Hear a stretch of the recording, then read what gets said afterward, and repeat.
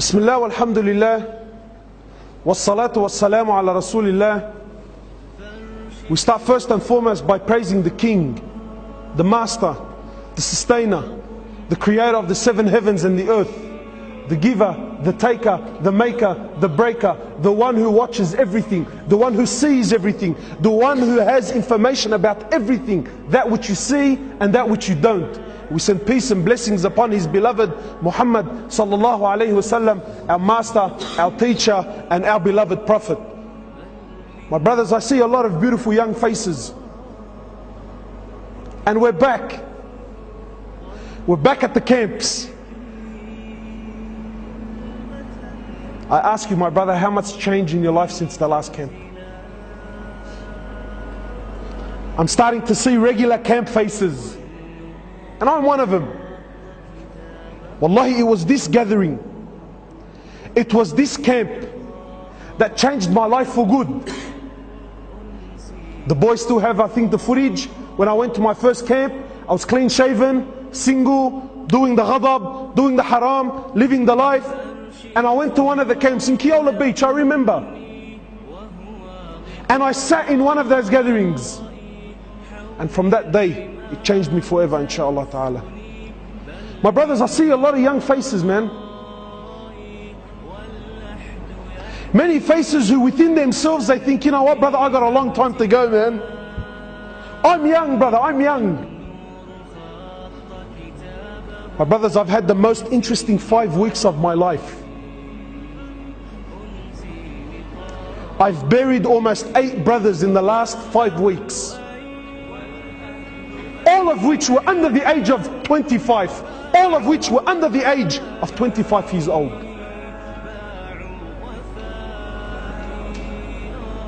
And they didn't die because they were sick.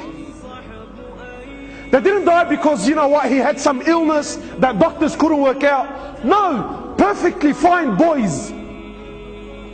Wallahi, one of them, 18 years old, built like a tank. We actually had to bend his legs when we put him into the ground.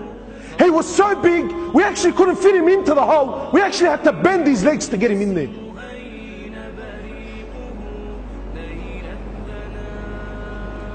Eight, under the age of 25. And ask me how many of them prayed. None of them.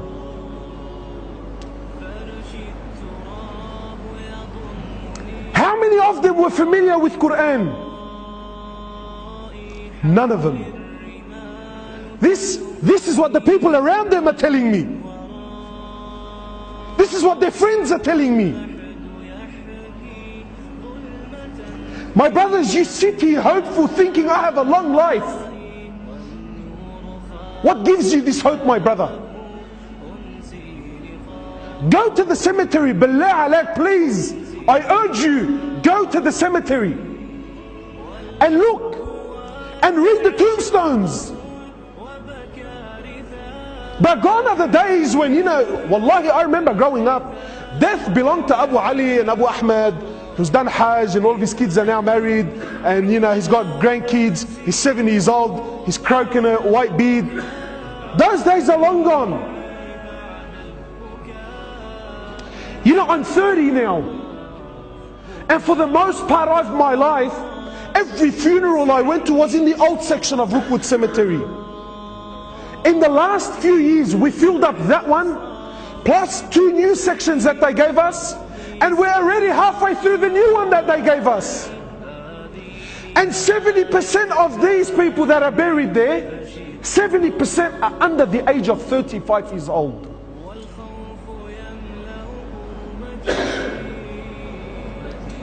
And yet we're still running amok in this world. We're still running amok. My brothers, life is serious, man. I hate to break it to you, wallahi.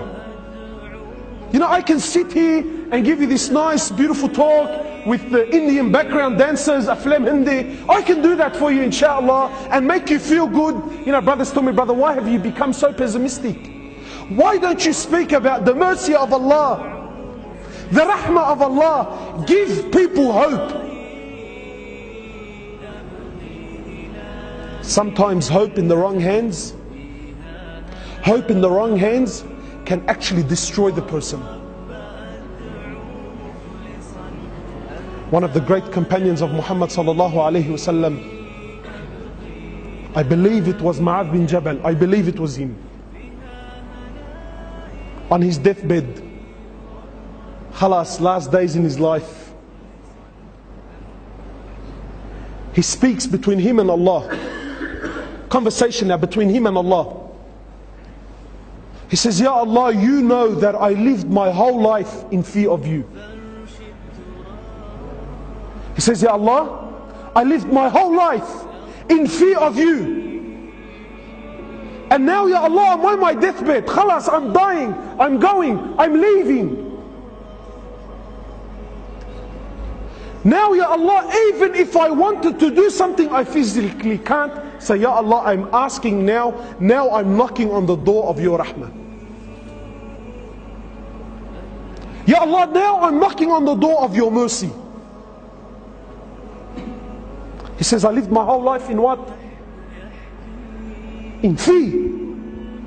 But now, Ya Allah, khalas, I've reached an age where even if I wanted to do something, I can't. I'm too old, I'm too fragile, I'm too brittle, I'm too sick. I actually can't get out of the bed. Now, Ya Allah, now at this moment of my life, I'm knocking on the door of your mercy. Ya Allah, I'm asking that you have rahmah upon me. I ask you, my brother, sincerely, did this companion not know the verses of rahmah? No, he knew it. But he knew, my brothers, that his life is serious. Brothers, you only get one shot. There's no coming back. There's no coming back. You only get one shot at life. The choice is yours.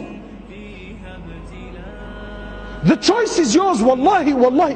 Brothers, I'm lowering them into the ground, and the faces around me are crying, and family is breaking down, and people are in confusion. Wallah, it was an accident. Wallah, he wasn't supposed to be there. Brother, he was at the wrong place at the wrong time. This is rubbish. It's rubbish. My brothers, in Islam, there's no such thing as wrong place, wrong time. Do you know what you're saying? Indirectly, what you're saying is Allah made a mistake when a'udhu billah. No, my brother, he was at the right place at the right time, and that's how Allah subhanahu wa ta'ala wanted to take his life. So I ask you, my brother, how will you be when Allah subhanahu wa ta'ala takes your life? Why is it that we're 20 and 25 and 26 and 30 and we still feel like we're young? Brother, what made you young?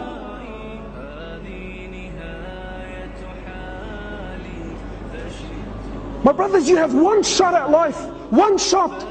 There's no coming back. You can't come back to fix things up. Please, my brother, wallahi, I'm begging you, not for my sake, for your sake, make it right, man. Make it right. My brothers, wallahi, I look into the eyes of the people in front of me, and I know we've had a rough past. We've been down some bad roads. We've got enough to a bad start. But this is the place to make it right. Maybe some of you came here because your mate forced you. Maybe. It happens. Maybe some of you came here because his wife has been doing his heading for the past 6-7 weeks, and bro, I just need a break. Maybe that's why you're here. Or maybe you're here because, you know what? At home, my mum and dad, they never let me go anywhere. So at least if I come under the disguise of a camp, I can run amok. Maybe that's why you're here. Allahu Alam.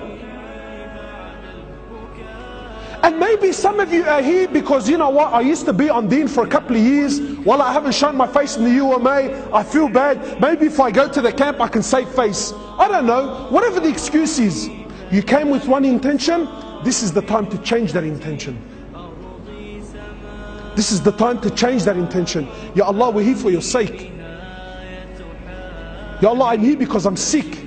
You know what this place is, my brothers? You know what this gathering is? This is the hospital. This is the hospital. Why? Because we're all sick. When you go to the hospital, not everyone has the same sickness. There's the junkie. There's the one who broke his arm. There's the one who's mentally sick. There's the one who's physically crippled. Not everyone in the hospital is sick. There's the doctors. There's the patients. There's the family. There's the visitors. This is the hospital. And we've all come here to put our hearts before Allah Azza wa Jal. We're all here to make tawbah. Here, there's no status in this room. We're all equal. We're all sick. Some of you probably don't pray.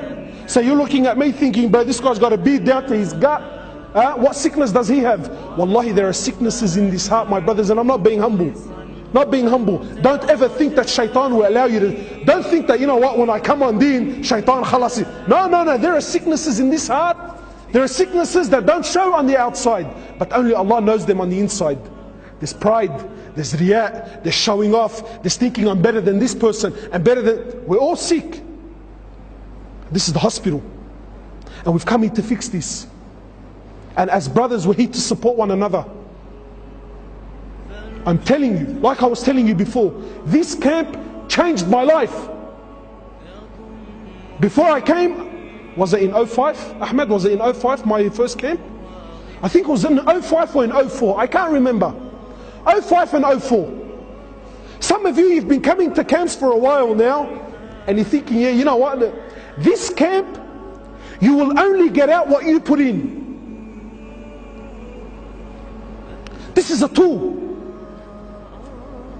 When I went to my first camp, I never knew brothers, never knew mahabba, praying together. Wallah, I never knew any of this. But I seen something special. And in my heart, wallahi, in my heart, I wanted to be a part of it.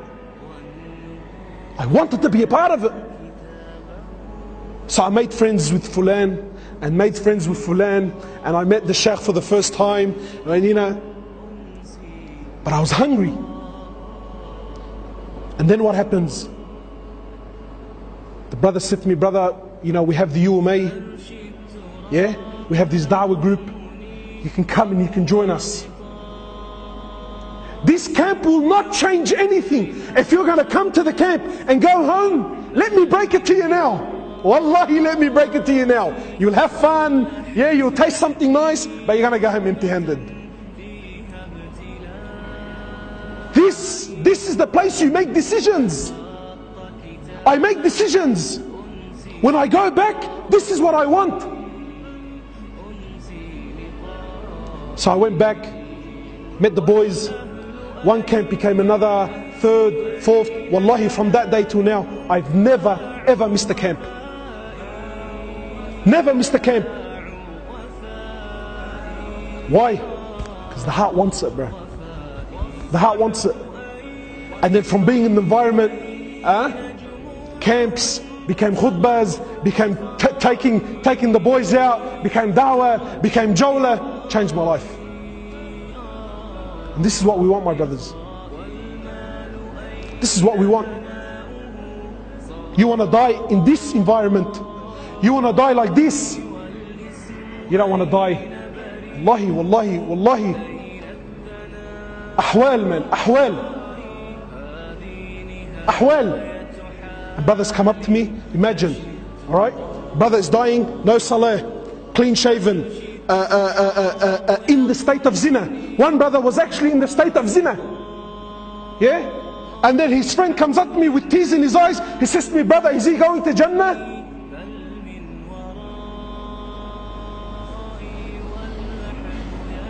Man qala la ilaha illallah dakhala al-Jannah.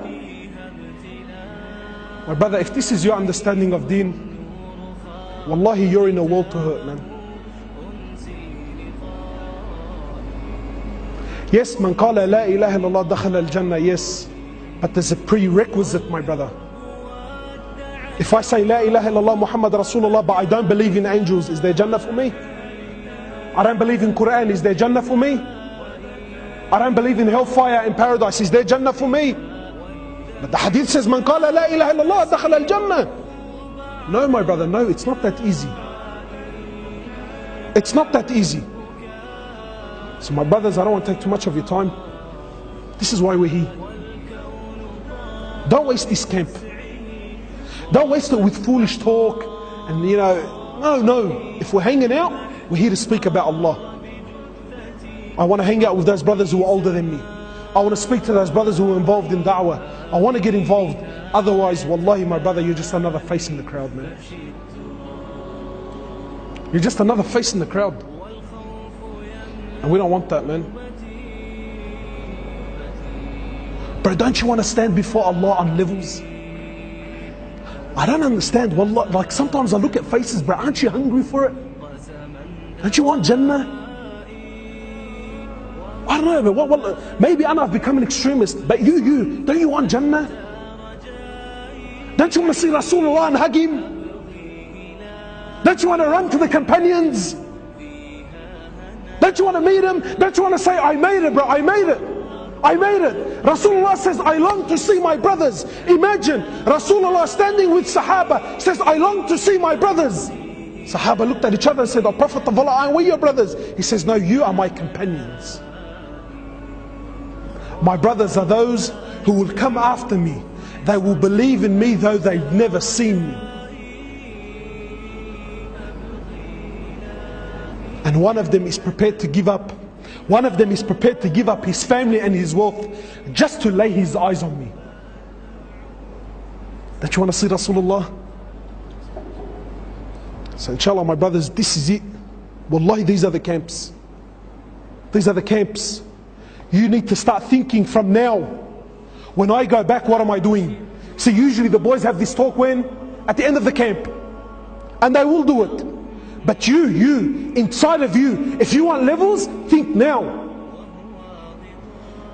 Come to the brothers, come to Libdi, come to Bas, come to whoever it is. Tell him, brother, please, man, I want in. I want in, bro. I want to be involved. So inshallah ta'ala, I ask that every single one of you take these next few days serious. And wallahi, I'm telling you, this changed my life. The man that stands before you, I can confidently say, it started from a camp. It started from a camp. So the ball's in your court. Subhanakallahumma wa bihamdik, nashhadu an la ilaha illa ant, nastaghfiruka wa natubu ilayk.